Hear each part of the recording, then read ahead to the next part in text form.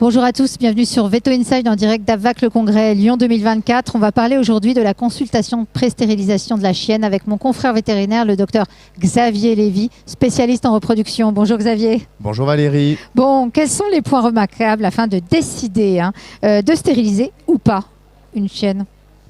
Alors, il y a plusieurs points. Je dirais l'embonpoint. Faites attention si vous avez une chienne qui présente déjà un embonpoint au moment de la consultation de pré-stérilisation, il serait peut-être bien de réussir à gérer cet embonpoint avant de planifier la stérilisation.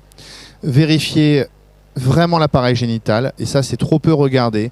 Regardez la zone périvulvaire, périnéale. Assurez-vous qu'il n'y ait pas un entropion vulvaire, une vulve qui est complètement enfouie sous le périnée, qu'on n'arrive pas à voir et qui souvent s'associe à des pertes vulvaires. On va écarter un peu la commissure des lèvres vulvaires et on va observer que c'est un peu rouge avec des pertes. Si vous avez ça, ça veut dire qu'on a une petite vaginite de la chienne prépubère, et sincèrement, il vaut mieux reporter la stérilisation pour éviter que ça se mette. La malpropreté urinaire, ça c'est un des premiers cas que j'ai eu dans ma clinique actuelle où quand je suis arrivé, jeune spécialiste en reproduction, on m'amène une chienne en me disant voilà, la chienne depuis qu'elle a été stérilisée, elle est malpropre, et elle était vraiment pas malpropre avec. Et en réalité, il s'est avéré qu'elle avait évidemment, c'était un golden retriever, elle avait un urtère ectopique et une incompétence sphinctérienne associée congénitale. C'est un beau cas d'école ça.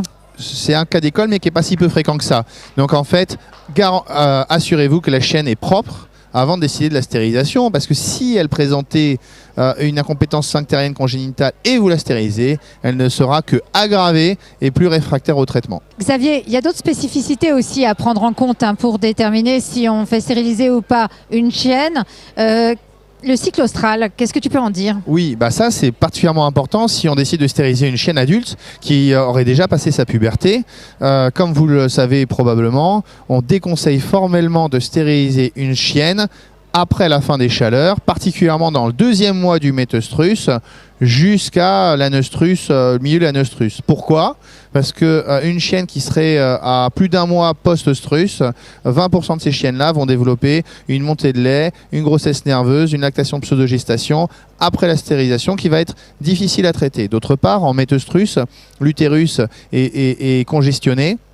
Et si on la stérilise uniquement par ovariectomie, on pourrait se retrouver avec quelques difficultés sur le lieu des ligatures au niveau de l'utérus et éventuellement des petites complications. Pendant les chaleurs, il y a aucune contre-indication formelle à stériliser une chienne pendant les chaleurs, mais c'est vrai que ça nécessite une expérience du vétérinaire qui est probablement accrue. Si vous avez une chienne qui fait 40 kg, qui est en plein oestrus, elle a évidemment une vascularisation nettement plus développée de ses ovaires et de son utérus, donc la stérilisation pourrait être un peu plus délicate, et ça n'est plus une stérilisation de convenance, votre risque est légèrement augmenté, et toute intervention qu'on appelle de convenance, on évite de se mettre dans une situation à risque. Est-ce qu'il y a des critères ratios qui nous conduisent à modifier l'âge de la stérilisation d'une chienne? Oui, alors on va prendre de manière un peu caricaturale, si vous avez une petite chienne qui fait moins de 8 kg, concrètement vous pouvez la stériliser à peu près quand vous voulez, précocement, avant la puberté, avant la fin de la croissance.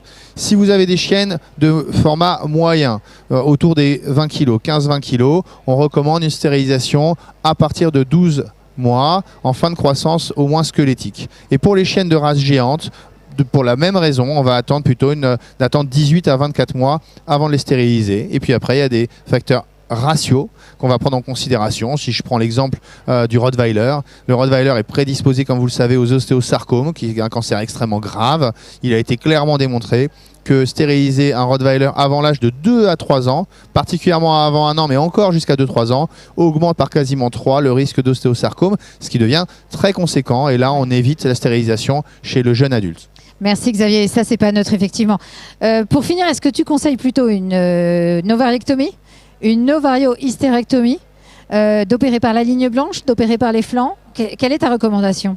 Alors, dans la majorité des cas, il n'y a aucun intérêt à réaliser l'exérèse de l'utérus. Donc l'ovariectomie suffit dans quasiment tous les cas.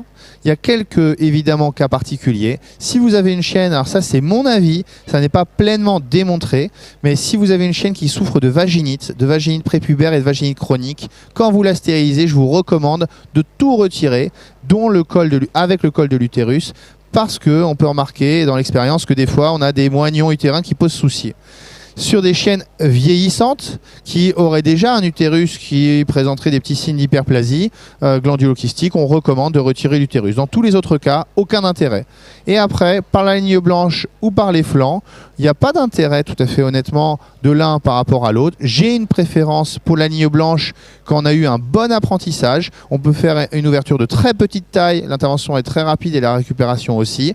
Malheureusement, l'expérience des vétérinaires, des jeunes vétérinaires en particulier, fait que pour eux souvent l'abord par les flancs peut être facilité et il n'y a pas de préférence de l'un ou de l'autre. Bon, merci beaucoup Xavier, en tout cas pour toutes tes lumières. C'est un plaisir d'échanger avec toi sur la reproduction. J'espère que cet épisode vous aura plu. Si vous avez aimé, n'hésitez pas à vous abonner à Veto Inside, la chaîne est gratuite. Et puis bien sûr, n'hésitez pas à partager l'épisode avec nos consoeurs et confrères qui seraient intéressés. Et puis même voir entre vous, étudiants, parce que c'est toujours très didactique. Allez, à très bientôt sur la chaîne.